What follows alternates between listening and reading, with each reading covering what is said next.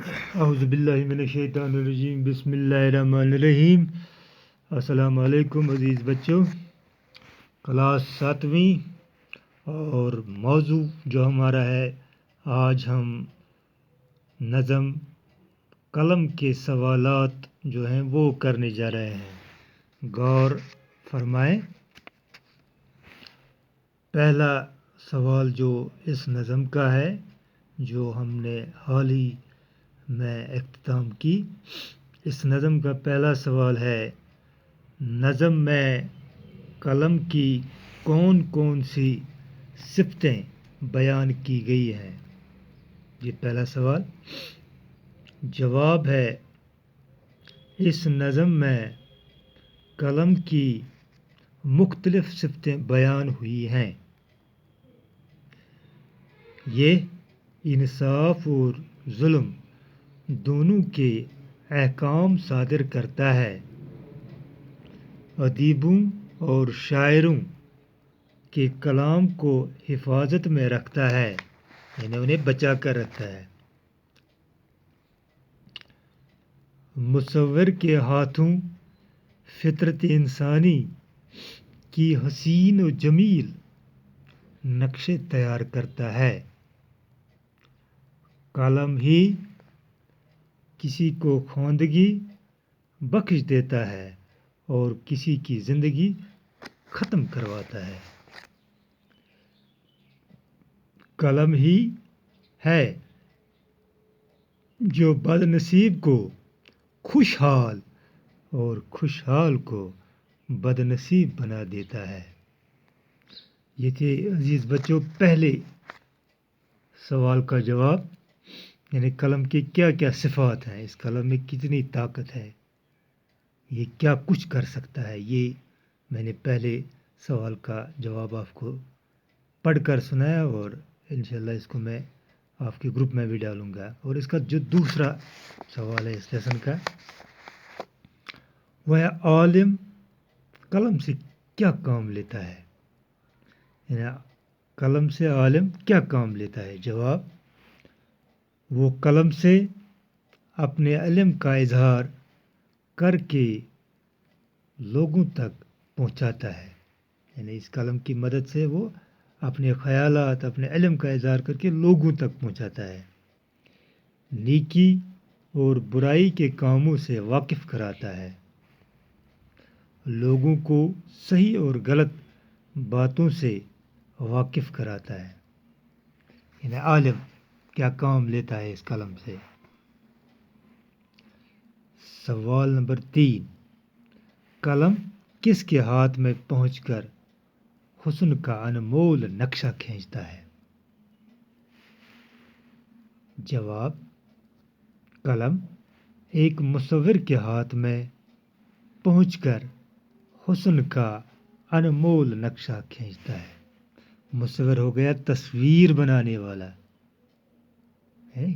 شکلیں بنانے والا، تصویر بنانے والا، یعنی اسی کے ہاتھ میں قلم پہنچ کر اس دنیا کا حسین نقشہ کھینچتا ہے۔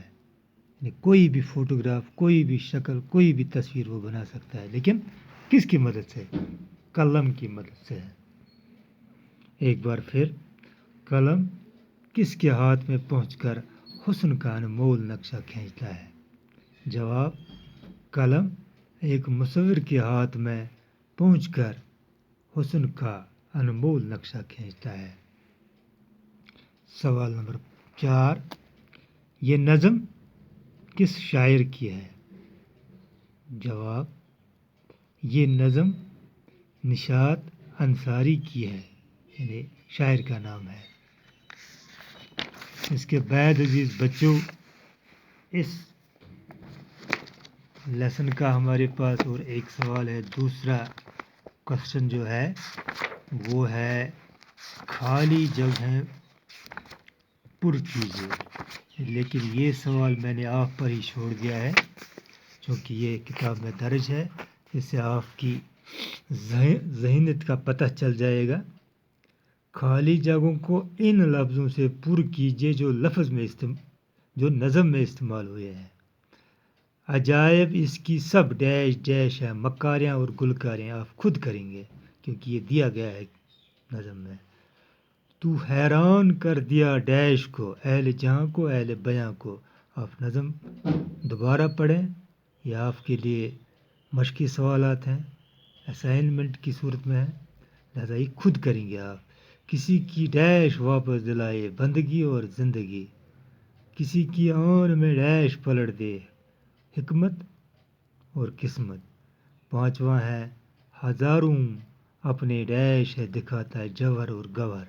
میں نے ایک جان بوجھ کر یہ سوال نہیں کیا ہے تاکہ آپ بھی گھر میں کتاب کو کھول کر اس سوال کا یعنی ان خالی جگہوں کو پر کیجیے، تاکہ مجھے یہ پتہ چل جائے کہ آپ نے کہاں تک اس نظم کو سمجھ لیا ہے۔ تو اس کے بعد جو اس کا اور ایک سوال ہے وہ ہے درج ذیل الفاظ کو اپنے جملوں میں استعمال کیجیے۔ یہ میں نے آپ کے لیے کیا ہے یہاں پر، درج ذیل الفاظ کو اپنے جملوں میں استعمال کیجیے۔ بالکل، پہلا لفظ جو ہے علم، دنیا میں سب سے بڑی دولت علم ہے۔ علم نور ہے، علم ہمیں اندھیرے سے اجالے کی طرف لے جاتا ہے۔ اس کے مختلف جملے بن سکتے ہیں۔ علم میں طاقت ہے، لیکن ایک جملہ میں نے آپ کے لیے یہاں پر بنایا ہے، علم دنیا میں سب سے بڑی دولت ہے۔ عدل، عدل ہو گیا انصاف، جو کوئی انصاف سے کام لے خدا اس سے خوش ہوتا ہے۔ جو انسان انصاف کرتا ہے تو خدا اس سے خوش ہوتا ہے۔ مصور یعنی ہو گیا تصویر بنانے والا، اس مصور کی داد دینی پڑے گی جس نے یہ تصویر بنائی ہے۔ یہ تصویر مصنف نے اپنے ہاتھوں سے بنائی ہے۔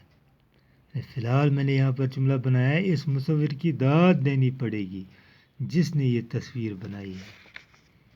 نقشہ، نقشہ ہو گیا خاکہ، کسی چیز کا نقشہ بنانا۔ جتنی جلدی ہو سکے یہ نقشہ تیار کر کے لاؤ۔ جب ہم آپ کو کہتے ہیں کبھی بچوں کو بھئی یہ کسی ملک کا کسی اسٹیٹ کا نقشہ بنا، تو ہم کہتے ہیں کہ اس کا نقشہ آپ جلدی جلدی بنائیے۔ میں نے لکھا ہے کہ جتنی جلدی ہو سکے یہ نقشہ تیار کر کے لاؤ۔ جوہر، اس نے اپنے فن میں بہت جوہر دکھائے، اس نے اپنے فن میں بہت جوہر دکھائے، کاریگر نے اپنے فن میں بہت جوہر دکھائے۔ تو یہ تھے چند الفاظ جو میں نے یہاں پر آپ کو سکھائے، جو اس کتاب پر دیے گئے تھے، ان کو استعمال میں نے کیا، جملے بنائے ان کے۔ اب اور ایک سوال ہے، سمجھے اور لکھے۔ مثال، علم جاننے والے کو عالم کہتے ہیں، علم جاننے والے کو عالم کہتے ہیں۔ اب نیچے درج الفاظ کو چن کر نامکمل جملوں کو مکمل کیجیے۔ پہلا، عدل کرنے والے کو ڈیش ڈیش کہتے ہیں، عادل کہتے ہیں۔ یہ نیچے دیے گئے ہیں، اس کے جیسے الفاظ دیے گئے ہیں، آپ نظر دوہرائے یہاں پر۔ شاعر، ظالم، عابد، معالج، عادل، مصور، منصف، تاجر اور مصنف۔ ان کو ان خالی جگہوں میں ہمیں ڈالنا ہے۔ جیسے عدل کرنے والے کو عادل کہتے ہیں، شاعر کہنے والے کو شاعر کہتے ہیں، تصویر بنانے والے کو مصور کہتے ہیں، ظلم کرنے والے کو ظالم کہتے ہیں، انصاف کرنے والے کو منصف کہتے ہیں، جج، اور عبادت کرنے والے کو عابد کہتے ہیں، تجارت کرنے والے کو تاجر کہتے ہیں، علاج کرنے والے کو معالج کہتے ہیں، ڈاکٹر سے کہتے ہیں، تصنیف کرنے والے کو یعنی لکھنے والے کو، کتاب لکھنے والے کو، نثر، نظم وغیرہ، تصنیف کرنے والے کو مصنف کہتے ہیں، مصنف کہتے ہیں۔ تو عزیز بچوں، یہ تھے اس نظم کے سوالات اور ان کے جوابات جو میں نے آپ کو آج پڑھائے، مجھے امید ہے کہ آپ کو یہ سمجھ آئے ہوں گے، اور ان سوالات کے PDF یا فوٹوگراف میں آپ کو اپنے جو گروپ آپ کا چلتا ہے 7ویں جماعت کو، اس میں بھیجوں گا۔ آپ گھر میں آرام سے اطمینان سے اپنی کاپی پر خشخط صاف صاف لکھیں گے اور ان کا اعادہ بھی کریں گے، اور جہاں پر آپ کو سمجھ نہ آیا ہوگا تو آپ ترنت مجھ سے رابطہ کر سکتے ہیں۔ تب تک کے لیے الوداع۔ السلام علیکم ورحمۃ اللہ وبرکاتہ۔